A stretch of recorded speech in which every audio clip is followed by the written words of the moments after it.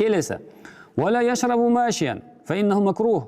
Және жүріп баратып су ішпейді дейді. Жүріп баратып, кетіп баратып су ішуге болмайды, бұл макрух болады деп жатыр.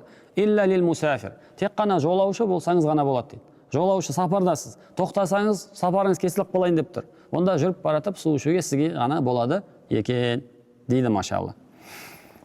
Вала яджузу нақлул маи анис сиқаи лияшрабаху фи байтихи ау ханутихи.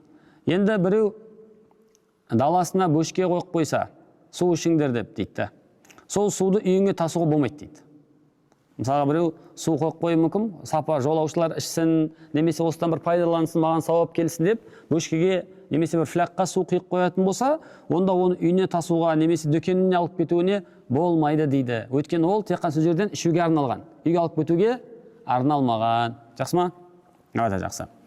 Яхруму шурбул ма аля сифатил хамр. Бұл да өте керек мәселе екен. Бізде кейде бұл әзілдеп болса жасаймыз, дұрыс емес екен. Құдай сақтасын.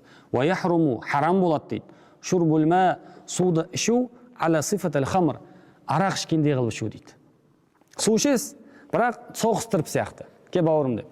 Апасын, Құдай сақтасын. Аля сифатил хамр деген арақ ішіп жатқан сипатта ішу суды харам деп жатыр да. Немесе кейде су ішіп бірдеңе ішкеп қойып, нан иіскеп бір болады, Құдай сақтасын, әзілдеп біреу жасауы мүмкін ғой, Құдай сақтасын, бұның барлығы харам. Суды арақтың сипатында ішуге болмайды дейді.